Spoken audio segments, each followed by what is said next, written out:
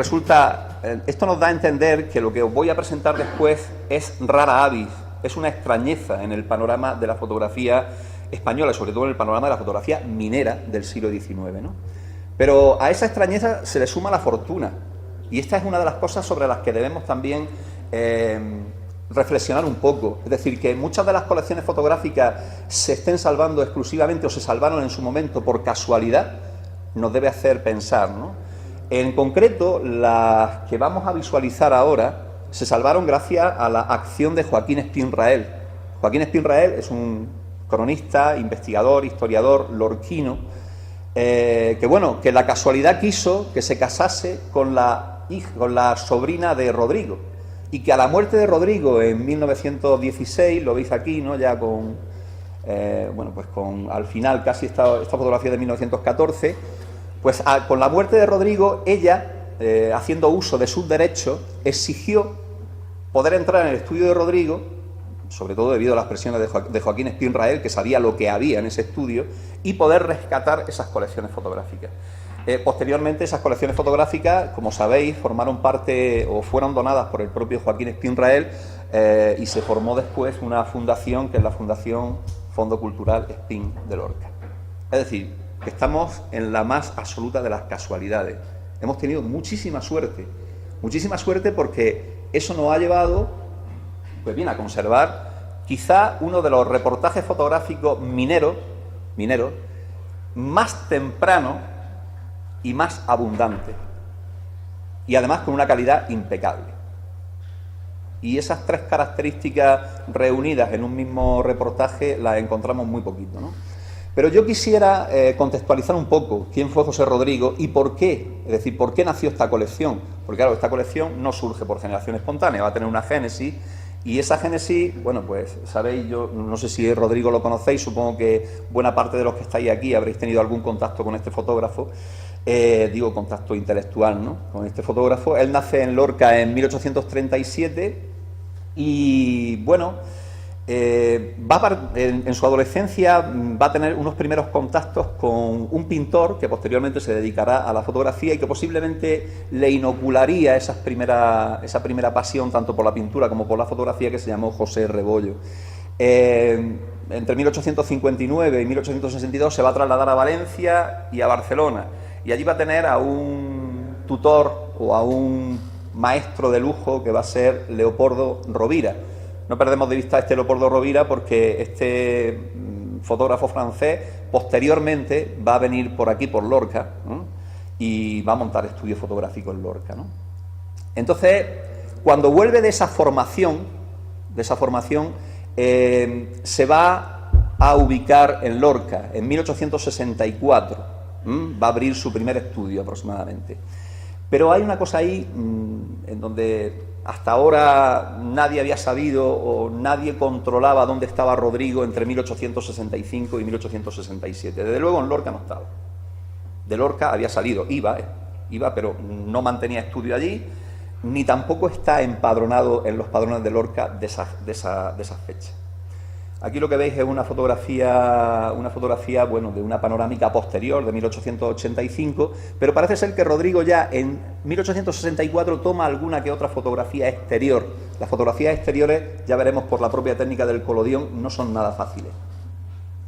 Parece que ya en esa época toma alguna que otra fotografía. Bien, y decimos, no están entre el 65 y el 67 en Lorca, ¿y dónde está Rodrigo? ¿Dónde está Rodrigo? Pues Rodrigo parece ser que en esa época o en ese periodo está en Almería. Esta fotografía que veis aquí, que es una panorámica,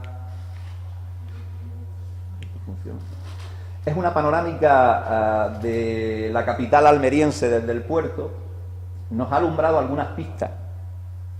Es de Rodrigo y la hizo, parece ser, entre 1865 y 1867, mientras estuvo o mantuvo una sociedad fotográfica con Vázquez. El descubrimiento de Vázquez y esa sociedad fotográfica se le debe a la labor de Juan Grima. Juan Grima, cuando estudió a Rodrigo en el Levante, efectivamente dio con este Diego Vázquez, que era un pintor miniaturista que hizo sociedad con Rodrigo, y ubicó en Almería esta sociedad. Lo que pasa es que era una sociedad que en aquel momento estaba ubicada con posterioridad. Yo ahora la voy a ubicar entre el 65 y el 68, por varios factores. El primero de ellos es esta fotografía, que posiblemente sea una de las primeras fotografías de exteriores de Almería. Quizá solamente las de Charles Clifford, con la visita de Isabel II a la capital en el 62, le puedan anteceder. Y hay un elemento, funciona cuando quiere, aquí está. Hay un elemento aquí, yo no sé si lo veis, que es una especie de edificio abovedado, ¿lo veis? Son las atarazanas. Las atarazanas las va a destruir la Junta Revolucionaria que se constituye a partir de 1868 con la Gloriosa. Las van a derribar y a partir de enero del 68, si no recuerdo mal. Perdón, enero del 68, a partir de noviembre del 68 empieza el expediente de derrumbe. Bien, pues aquí aparecen, en esta fotografía aparecen, por lo tanto tiene que ser anterior. Pero es que luego de las tarjetas de visita, ¿sabéis lo que es? Unos retratos que tienen el tamaño, bueno, pues un tamaño de 9 por... me parece que son 9 por 7 o algo así, o 9 por 5 o por 4,5, no me acuerdo ahora bien. Bien, digo que de las que tienen en el reverso Rodrigo y Vázquez, esas tarjetas de visita hemos hecho un análisis de indumentaria, y las indumentarias, sobre todo femeninas, solamente se pueden colocar en esa franja, es decir, anterior al año 70. Anterior al año 70. Estamos hablando de gente que cambiaba, porque no estamos hablando de tipos populares, estamos hablando de burgueses que estaban a la última moda. Y esas burguesas a la última moda, hay una serie de elementos de indumentarias que te llevan a decir que, Rodrigo, bueno, que esas fotografías, esas tarjetas de visita se hicieron durante el periodo del 65 al 67. Pero lo que sí tenemos también claro es que él retornó a Lorca en el 68. En el 68, y está empadronado y abre estudio en Lorca. Abre estudio en Lorca, cuando decimos que por qué se fue de Lorca, pues posiblemente porque hubo una competencia bastante fuerte con Leopoldo Rovira, que había sido su maestro y había colocado un estudio en Lorca, y por la ampliación del estudio de José Rebollo durante esa misma época. Esos dos maestros están compitiendo con él y parece ser que fue una competencia demasiado fuerte como para que él la aguantara y prefirió irse de la localidad.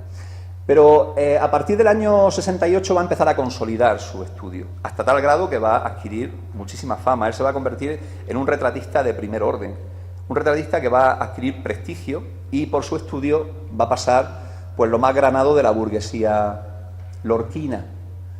Pero no solamente lo más granado de la burguesía lorquina, es decir, por su estudio pasará, y lo sabemos porque hemos analizado a fondo, Juan lo puede decir, los 6, 7 álbumes que se conservan en el archivo histórico de Lorca de retratos, y no solamente hay personajes lorquinos, hay muchísimos personajes que pertenecen a la burguesía cuevana y veratense, es decir, la burguesía que ha nacido al calor de la explotación minera de Sierra Almagrera, de la plata de Sierra Almagrera.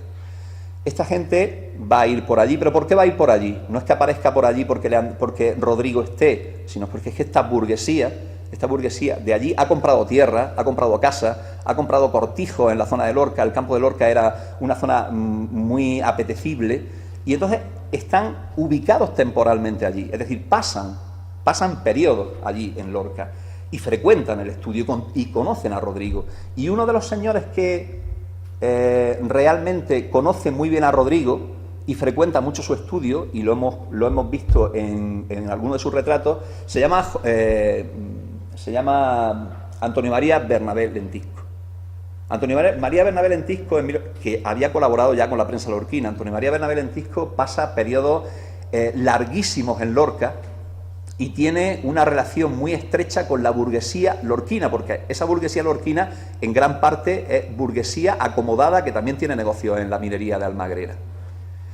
Entonces tiene contacto con lo más granado de allí, y también tiene la costumbre de irse a fotografiarse al fotógrafo más afamado en ese momento, que es Rodrigo. Pero este Bernabé Lentisco, que aquí lo vemos en una fotografía junto a Julián Arcas. Julián Arcas es un luthier, compositor, guitarrista lorquino, con el que, bueno, Bernabé Lentisco llegó a hacer una gran amistad porque Bernabé Lentisco también era músico y compositor, ¿no? Digo que Bernabé Lentisco tenía por aquellos momentos el gran proyecto, él había participado en la prensa lorquina, pero tenía en aquel momento, en 1874, un gran proyecto, que era abrir un semanario, y ese semanario se llamó El Minero de Almagrera, que comenzó a publicarse en febrero de 1874. Probablemente Bernabé, probablemente no, yo estoy casi seguro que fue Bernabé el que le ofreció a Rodrigo la posibilidad de colaborar en un quid pro quo, es decir, yo publicito tu trabajo a través de El Minero de Almagrera, y tú me ayudas a mí con tus fotografías a aumentar el número de suscriptores. ¿De qué manera? Ofreciéndole a esos suscriptores las fotografías a un precio inferior. Y llegan a un acuerdo, efectivamente llegan a un acuerdo. Hay quien dice que es el primer contrato, que aquí lo veis, en lo de advertencia, es el primer contrato establecido entre un medio de comunicación y un fotógrafo de la historia de este país. Yo no sé si habrá alguno anterior, pero en principio no me consta. No me consta un contrato de estas características, ¿no?, de mutua colaboración. ¿Qué se pretendía? Pues se pretendía garantizar la fidelidad de los lectores al semanario. ¿A través de qué? Del ofrecimiento de magníficas fotografías por suscripción. Fijaos en una cosa, la fotografía en aquel momento no era algo común, y mucho menos las fotografías exteriores. La gente estaba habitual al retrato, pero a la fotografía paisajística, a la fotografía de parajes, no, para nada. Además, se lo ofrecía ¿a quién? A un semanario que se iba a dedicar específicamente a informar sobre, diríamos, los negocios mineros y todo aquello que tuviera relación con esos negocios mineros. Por lo tanto, los potenciales lectores eran gente que estaba muy vinculada a la minería y que estarían muy interesados en comprar esas fotografías mineras.